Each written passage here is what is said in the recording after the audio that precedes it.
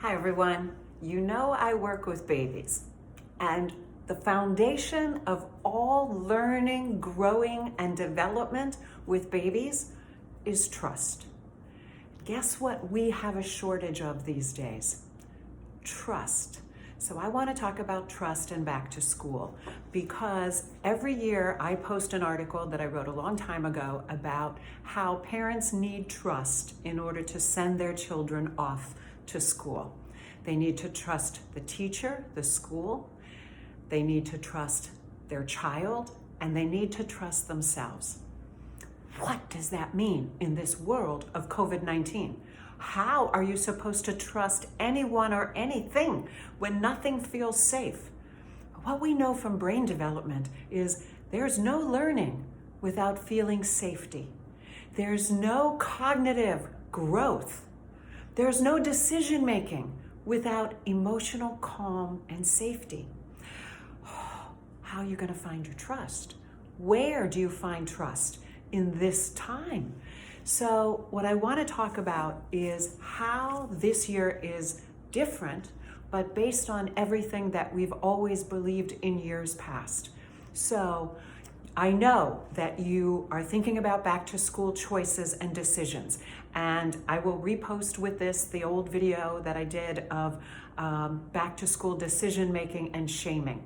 But what I want to tell you is with that decision, you cannot go forward without trust. So in the days and weeks ahead, I urge you to explore where you will find and build trust, whether you are the parent or whether you are the school trying to bridge to the family, or whether you're me trying to help parents feel comfortable coming back to my outdoor program. I mean, I'm in this with you very much. I want your trust, and I want to absolutely deserve and earn your trust. But so back to the other general points. How will you find trust in teachers and schools going forward in fall of 2020? So this is not to say everybody needs to go out there and trust blindly. That's not what this is about. It is about finding that yes that we talked about in the other video and building around that. It's like you're going to seal it with this emotional calm and trust. So how do you trust? I don't think we can even talk about trusting a teacher until we can talk about trusting the school, the community, the decision makers who are organizing, planning, and setting this up for you. It means that you have to be on the same page. Just as you had to learn to trust dads or moms if you were a dad, or grandparents, or nannies, or babysitters, we start with this, if everybody would just do things my way, everything would be perfect and wonderful. And we have to open that up, open that up, open that up, and see that our children are safe and maybe have lots to gain by opening up to trusting other people's influence and choices, even when they're a little bit different than us. So look for those schools and programs that match your values, that make you feel safe, with a rational checklist, but also emotionally safe. Because what I always have said when it comes to school-family relationships is there is no perfect. If you've been in schools before, you know that things are going to happen. It's the same thing as when you leave your child with a co-parent and you're like, you did that, you let that happen.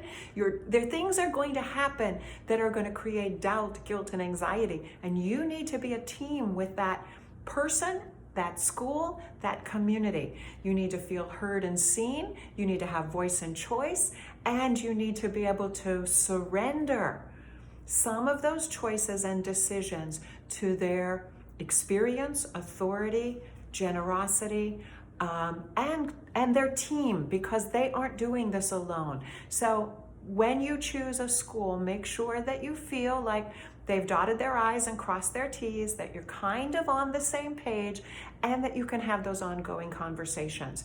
If you have that, then you can take baby steps towards trust. The same is going to happen with teachers. And what I also want you to know is every new relationship is a little wobbly, first you have that honeymoon, like best teacher ever, most perfect everything, and then you go, not so perfect. You've done this in personal relationships, you're going to do it in these professional relationships as well. So give time to get to know the teacher, to build that relationship. And just as it starts with that honeymoon period, be on your best behavior too, so that we can all step into our best selves. But find those ways where you can establish trust with a teacher, with a school, and with the community that surrounds that. Because in these days of COVID, I feel like when I walk out my door, I have to have a great deal of trust to be able to feel like I'm safe and I can do anything. Second, I want you to really, really think about how you are trusting your child. Children are resilient. They are capable. In one video I saw from a director on Facebook, someone said, well, how are the kids doing? Because she's been open all summer. And she was like, I won't deny you how stressful and hard this has been for the staff and the director and the school, because this is different and it's not what we signed up for. But she said, simple answer, the kids are happy. So allow your child an opportunity to be happy. And I want to frame this. I'm not trying to push anybody into back to school choices. This is true whether you go to a school, whether you go to a program, whether you invite people into your home, whether you Zoom. You need these degrees and intersections of trust in order to feel okay with the good decisions that you're making with your yes. So trust your child. Children are way more capable and they are not us. So imagine all of the places we get stuck, and at least be open to the possibility that your child isn't going to get stuck exactly in the places you do. So when your child is stuck, you become the safety net, the inner tube out there that says, I've got the life preserver for you. I will be outside of your emotional storm to anchor you, and at the same time, stand back and let your child be a point of reference separate from your anxiety and your fear.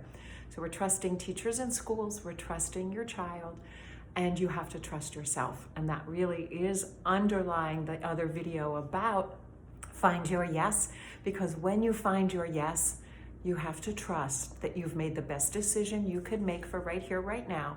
And if it's not the best decision, you haven't made your decision yet. So take time. No decision it is better to make no decision until you're ready for your decision. So be patient, be kind.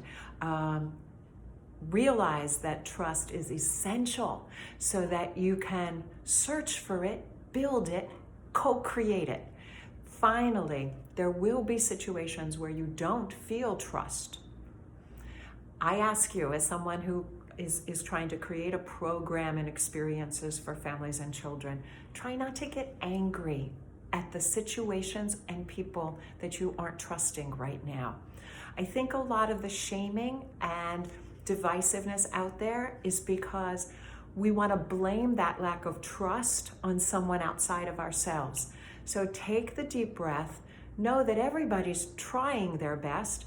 We may not all be on the same page or operating from the same facts, but I think that the reactivity to a lack of trust is going to hurt all of us. So if we can respect that what I offer may not be what's right for your family, we'll catch you later.